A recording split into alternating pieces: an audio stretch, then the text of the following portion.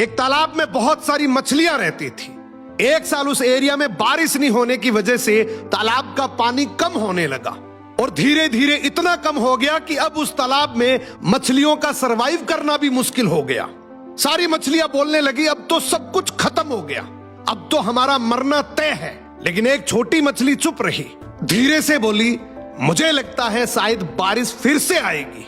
बाकी मछलियां हंस पड़ी कि कितनी बेवकूफ है तू, जब सब कुछ सूख गया है तो बारिश कहां से आएगी। दिन बीतते गए, पानी और कम होता गया और बाकी सारी मछलियां धीरे धीरे दम तोड़ने लगी।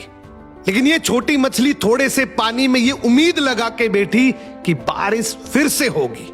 एक दिन आसमान में काले काले बादल मंडराने लगे, धीरे धीरे बारिश होने लगी और देखते ही देखते बारिश के पानी से फिर से एक झील बन गई। दुख इस बात का था कि बाकी सारी मछलियां मर चुकी थी और खुशी इस बात की थी कि मैंने अपनी उम्मीद नहीं छोड़ी।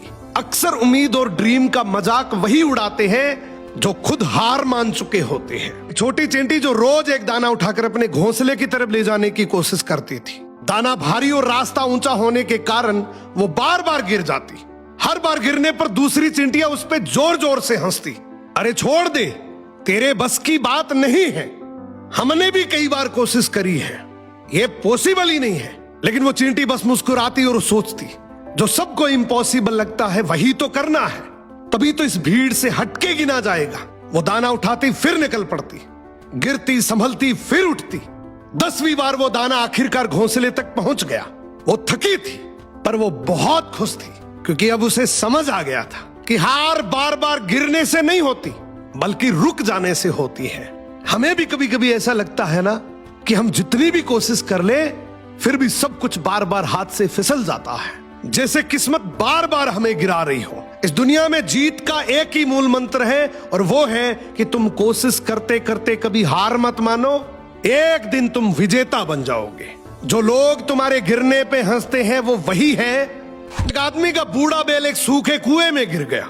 आदमी सोच में पड़ गया कि इतना भारी बैल इस गहरे कुएं से कैसे निकालूं। तभी गांव के कुछ और लोग आए और उसे मशवरा देने लगे। बोले, अब तू इस बूढ़े बैल को कुएं से निकाल के क्या ही करेगा, वैसे भी अब ये तेरे किसी काम का नहीं है, इसके ऊपर मिट्टी डाल और बात खत्म कर। वो सभी लोग उस कुएं को भरने और उस बैल को अंदर ही दफनाने के लिए मिट्टी डालने लगे। बैल बड़ा खुश हुआ कि मेरा मालिक कितना अच्छा है, मुझे निकालने के लिए कुआं मिट्टी से भर रहा है।